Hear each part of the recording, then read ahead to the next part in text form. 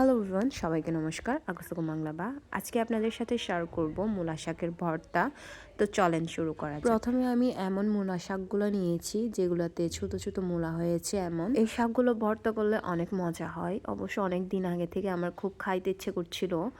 এটা হচ্ছে অনেক আগের ভিডিও করা, তো এডিট করতে অলস লাগছিল দেখে এখনও এডিট করা হয়নি। ভাবলাম আজকে এডিট করে ফেলি, তো ফাইনালি এডিট করে ফেললাম।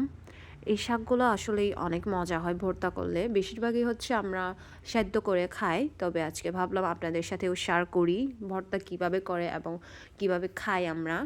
তো এই যে সবগুলো কাটা শেষ করে এইভাবে সবগুলোই এইরকম করে কেটে ফেলবো এবং চামড়াগুলো ছুলে ফেলবো।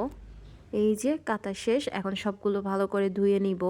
আমার অবশ্য মূলা পছন্দ না, একদম বাজে লাগে, কিন্তু আমার এই মূলা শাকগুলো অনেক মজা লাগে। মূলা শাক বলতে যেখানে ছোট ছোট মূলা হয়ে যায়, তখন হচ্ছে সেদ্ধ করলে বা ভর্তা করলে অনেক মজা হয়। সাথে যদি তিল একটু ভেজে গুঁড়ো করে দিয়ে দিই, আর বলার বাইরে এত মজা হয়।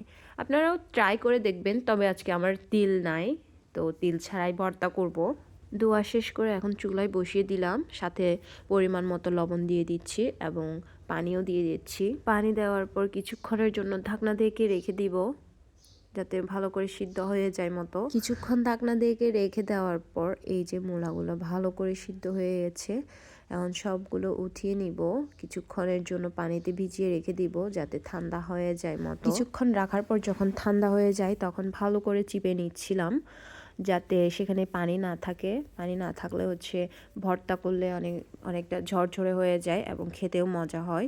সেই জন্য ভালো করে চিপে চিপে নিয়েছি। আবার আরেক সাইডে নাপি আর মরিচ ভালো করে ভেজে নিয়েছি। এখন এগুলো ভালো করে বেটে নিব, সাথে রসুন এবং লবণও দিয়েছি। এখন পরিমাণ মতো মরিচ দিয়ে ভালো করে মিক্স করে নিব। আমার আসলে অনেক বেশি ভর্তা পছন্দ, আমি সবসময় ভর্তা করেই খাই। বেশিরভাগই আমার খাবারের লিস্টে হচ্ছে ভর্তা বা পাহাড়ি সবজি যেগুলো আছে সবগুলোই। আমার মাছ মাংসর চাইতে আমার হচ্ছে সব থেকে বেশি শাকসবজি অনেক বেশি পছন্দ।